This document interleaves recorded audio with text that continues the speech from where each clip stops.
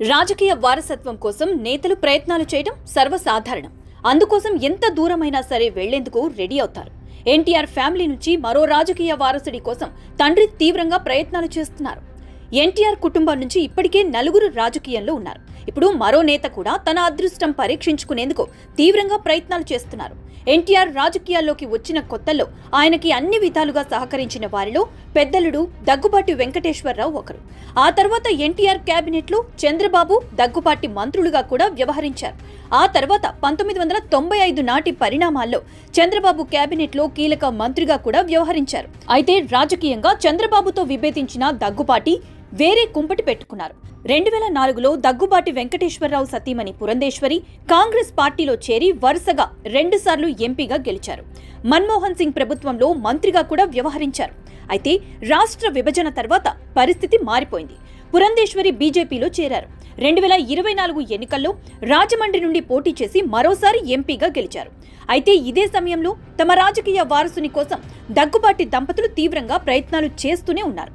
2019లో తొలిసారి అధ్యక్ష ఎన్నికల్లో పోటీ చేసేందుకు దగ్గుబాటి కుమారుడు హితేష్ చెంచురామయ్య రంగంలోకి దిగాడు.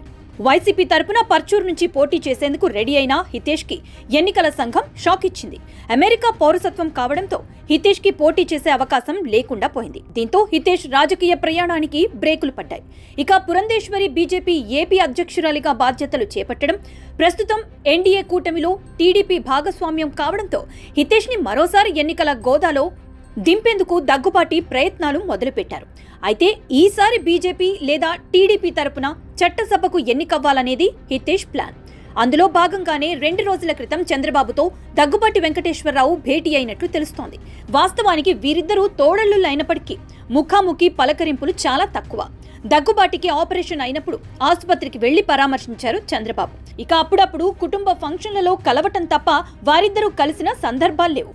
ఓవైపు చంద్రబాబు వారసుడిగా లోకేష్ రాజకీయాల్లో దూసుకువెళ్తున్నాడు. అటు బాలకృష్ణ కుటుంబం నుంచి కూడా అల్లుళ్ళు ఇద్దరూ రాజకీయాల్లో ఉన్నారు. దీంతో తమ కుమారుడు కూడా రాజకీయాల్లోకి వస్తే బాగుంటుంది అనేది దగ్గుబాటి దంపతుల ప్లాన్.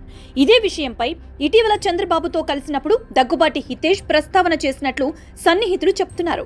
హితేష్ కు రాజ్యసభ లేదా ఎమ్మెల్సీగా అవకాశం ఇవ్వాలని చంద్రబాబును దగ్గుబాటి కోరినట్లు తెలుస్తోంది.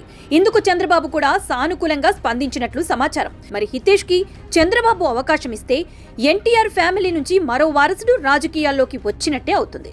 చంద్రబాబు, వెంకటేశ్వరరావు, హరికృష్ణ, బాలకృష్ణ, పురంధేశ్వరి, లోకేష్ తో పాటు ఎన్టీఆర్ మనవరాల్ని వివాహం చేసుకున్న శ్రీభరత్ కూడా నందమూరి కుటుంబానికి చెందిన వారి జాబితాలోనే చేరిపోయారు. ఇప్పుడు కొత్తగా హితేష్ కూడా ఈ జాబితాలో చేరనున్నట్లు తెలుస్తోంది.